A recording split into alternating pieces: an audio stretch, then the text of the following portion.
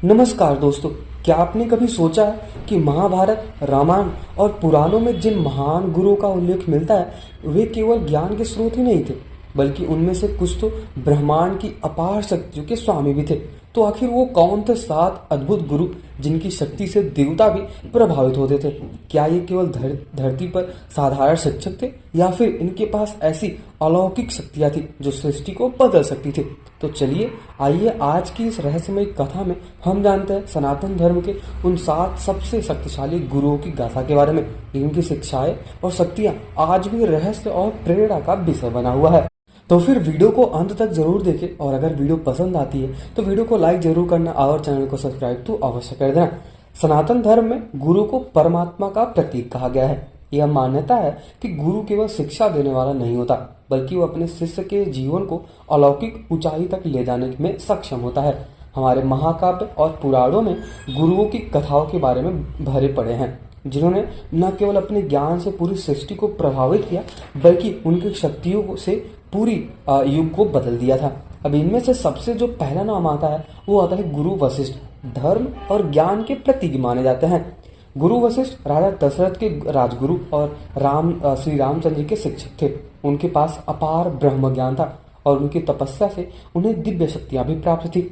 वशिष्ठ के पास ब्रह्मदंड था, जो उनकी ज्ञान और शक्ति का प्रतीक माना जाता था। एक कथा के अनुसार जब विश्वामित्र जी ने वशिष्ठ के आश्रम पर आक्रमण किया, तो वशिष्ठ ने न केवल अपने ब्रह्मदंड से उनकी पूरी सेना को नष्ट कर दिया, बल्कि ऐसा भी कहा जाता है कि उनको युद्ध में पराजित भी कर दिया। ऐसा कहते हैं कि वशिष्ठ के ज्ञान का स्रोत उनकी गुप्त साधनाएं थी, जिनके बारे में केवल उनके शिष्य ही जानते थे। अब इसी में जो दूसरा नाम आता है वो आता है गुरु विश्वामित्र का। कहा जाता है त्रिशंकु को स्वर्ग ले जाने वाले गुरु हैं। विश्वामित्र, जो स्वयं एक राजा थे, अपने तप और शक्ति से ऋषि बन गए थे। ऐसा बताया जाता है कि गुरु विश्वामित्र जी ब्रह्मार्षि का पद प्राप्त किया था और ऐसी शक्तियों को अर्जित किया था जो असंभव को संभव बना सकती थी। ऐसा कहा जाता है कि विश्वामित्र ने त्रिशंकु को अपने तप के बल पर स्वर्ग तक पहुंचा दिया था। उनकी शक्तियां और उनकी सिद्धियां इतनी अद्भुत थी कि वे अपनी इच्छा अनुसार नए लोक की रचना भी कर सकते थे। तो आप समझ सकते हैं कि इनकी जो तुलना है वो ब्रह्मदेव से की जा रही है। मतलब जो शक्तियां ब्रह्मदेव के पास है, अपने ब्रह्मा जी के पास है, वो ठीक उतनी ही शक्तियां गुरु विश्वामित्र के पास था। तभी तो इनके पास इतनी शक्तियां थी कि ये त्रिशंकु को स्वर्ग में पहुंचा दिए थे। आप समझ सकते हैं और आप सोच सकते हैं कि इनके पास कितनी ताकत थी। और ये स्वयं इतने बड़े ऋषि थे, इतने बड़े ब्रह्मर्षि थे कि इनको ज्ञान का बहुत ज्यादा अनुभव था। अब ऐसा बताया जाता है कि विश्वामित्र जी के मंत्र और उनकी तपस्या के स्थान आज ही रहस्य बने हुए हैं। अब इसी में जो तीसरा नाम आता है वो है गुरु द्रोणाचार्य का। अद्वितीय योद्धा के गुरु माने जाते हैं द्रोणाचार्य जी, जिन्होंने महाभारत के युद्ध के सबसे बड़े योद्धाओं को प्रशिक्षण दिया था, जैसे अर्जुन, भीम, दुर्योधन और अश्वत्थामा। गुरु द्रोणाचार्य की शक्तियों के बारे में हम बात करते हैं। ऐसा कहता है कि द्रोणाचार्य ने ब्रह्मास्त्र का ज्ञान अर्जुन को दिया था, जो संसार की सबसे विनाशकारी शक्तियां मानी जाती है। गुरु द्रोणाचार्य की गुप्त शिक्षाएं और उनके द्वारा तैयार किए अस्त्र और शस्त्र आज भी रहस्य के घेरे में बने हुए हैं। जैसा कि मैं आपको बताना चाहूंगा, गुरु द्रोणाचार्य ही थे जिन्होंने अर्जुन को इतना बड़ा ज्ञान दिया था। उन्होंने अर्जुन को इतनी ज्यादा शक्तियां थी और उन्होंने ही अर्जुन को धनुर्विद्या का ज्ञान सिखाया था। अब इसी में जो चौथा नाम आता है वो आता है गुरु परशुराम का। क्रोध और शक्ति के प्रतीक माने जाते हैं। बताया जाता है कि परशुराम जी, जो स्वयं भगवान विष्णु के 6वें अवतार माने जाते हैं, उन्होंने न केवल कई योद्धाओं को प्रशिक्षण किया, बल्कि कई वीर धनुर्धरों को ज्ञान सिखाया और ज्ञान दिया, जिनमें से कर्ण और भीष्म शामिल थे। परशुराम की शक्तियों के बारे में बात करते हैं। उनके पास भगवान शिव का फारसा था, जो अजय और अमर बनाते थे। उनकी साधना और तपस्या ने उन्हें अमरत्व और अद्भुत शक्तियां प्रदान की है।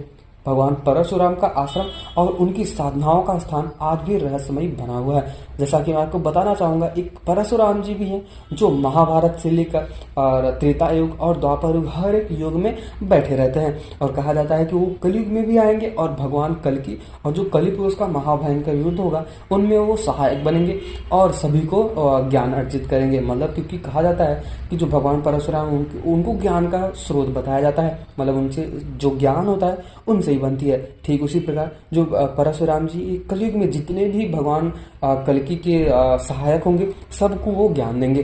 और आने वाले टाइम में, आने वाले समय में गुरु परशुराम की क्षमता को समझेंगे हम। अब जो पांचवा नाम आता है वो आता है गुरु सांडिल्य का। तांत्रिक और रहस्यमय गुरु में से एक माने जाते हैं। सांडिल्य ऋषि का उल्लेख कई पुराणों में मिलता है। वे तंत्र विद्या और योग के महान ज्ञाता थे। ऐसा बताया जाता है कि उनकी तांत्रिक साधनाएं इतनी शक्तिशाली थी कि वे दुश्मनों को परास्त करने के लिए मंत्र का उपयोग करते थे। सांडिल्य के मंत्र और उनकी विद्या आज भी गुप्त मानी जाती है। तो आप समझ सकते हैं कि एक ऐसा इंसान, एक ऐसा महागुरु जो अपने खाली मंत्र और तंत्र से लोगों को भ्रमित कर सकता था, यहाँ तक कि लोगों को पराजित भी कर सकता था। और कई ऐसे दुश्मन थे, कई ऐसे राक्षस थे, कई ऐसे देवता भी थे, उनमें से देवता भी शामिल थे कि जिनको परास्त करने के लिए वो अपना मंत्र का उपयोग करते थे। अब इसी में जो छठवां नाम आता है वो आता है दत्तोत्रेय, त्रिदेवों के स्वरूप। अब ऐसा बताया जाता है कि जो दत्तोत्रेय गुरु थे वो त्रिदेव मतलब जो ब्रह्मा, विष्णु और महेश है इनका स्वरूप थे। ऐसा बताया जाता है कि वे योग और अद्वितीय ज्ञान के प्रतीक थे। कहते हैं कि दत्तात्रेय के पास कल्प वृक्ष जैसी शक्ति थी जिससे वे किसी भी इच्छित वस्तु को उत्पन्न कर सकते थे। मतलब वो जब किसी भी वस्तु को बनाते थे और वो अगर सोच लेते थे कि ये चीज ऐसा बनना चाहिए तो उसको बहुत ही आसानी से उसको बना देते थे। उनके अंदर इतनी शक्तियां थी। अब ऐसा भी कहा जाता है कि जो दत्तात्रेय भगवान है इनकी जो वर्णन है ये भविष्य मालिका में मिलती है। ऐसा बताया जाता है कि जो दत्तात्रेय भगवान है इनके 3 स्वरूप हुए थे, ब्रह्मा, विष्णु, महेश, जैसा कि मैंने आपको बताया पहले से ही। अब इनसे जब 3 लोग हुए तब इनको परम परमेश्वर भी कह सकते हैं। जो दत्तात्रेय भगवान है इनको परम परमेश्वर भी कह सकते हैं और इनके ही द्वारा ब्रह्मा और विष्णु और महेश का जन्म हुआ था। ऐसा मतलब भविष्य मालिका में थोड़ा थोड़ा, मतलब मुझे बहुत ही अच्छे तरीके से नहीं पता, बट मैं आपको बताना चाहूंगा कि थोड़ा सा ऐसा तो उसमें लिखा हुआ है दत्तात्रेय भगवान के बारे में। अब ऐसा बताया जाता है कि उनकी शक्तियों और उनकी शिक्षाओं का वर्णन इतना ज्यादा अद्भुत था कि इसे समझने के लिए एक महान और गहन साधना की आवश्यकता होती थी। तो आप समझ सकते हैं इनके ज्ञान और इनकी शक्तियों के बारे में। अब जो 7वां नाम आता है वो आता है गुरु मार्कंडेय का।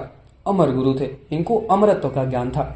मार्कंडेय जो भगवान शिव के बहुत ही बड़े भक्त माने जाते थे, अमर भी माने जाते थे और उनकी तपस्या और उनके ज्ञान ने उन्हें अद्वितीय बनाया था। उनकी शक्तियों का सबसे बड़ा प्रमाण तो यह है कि उन्होंने भगवान शिव से मृत्यु पर विजय प्राप्त कर ली थी। अब आप समझ सकते हैं कि जो भगवान शिव से मृत्यु की विजय प्राप्त कर ले उसको हम क्या ही बता सकते हैं। वो कितने बड़े गुरु रहे होंगे, उनके अंदर जो ज्ञान है, उनके अंदर जो शिक्षा है वो कितना ज्यादा रहा होगा। मार्कंडेय जी की तपस्या स्थली और उनकी गाथाएं आज भी गहन है और रहस्यमयी विषय के बारे में बन गया है। तो कुछ ये थे सनातन हिंदू धर्म के साथ सबसे शक्तिशाली गुरु जिनकी शिक्षाएं और शक्तियां आज भी हर किसी के लिए प्रेरणा का स्रोत बना हुआ है। लेकिन क्या आपको पता है, क्या आप जानते हैं इन गुरुओं में से कुछ ऐसे गुप्त शिक्षाएं थी जो आज भी कहीं ना कहीं छिपी हो सकती है।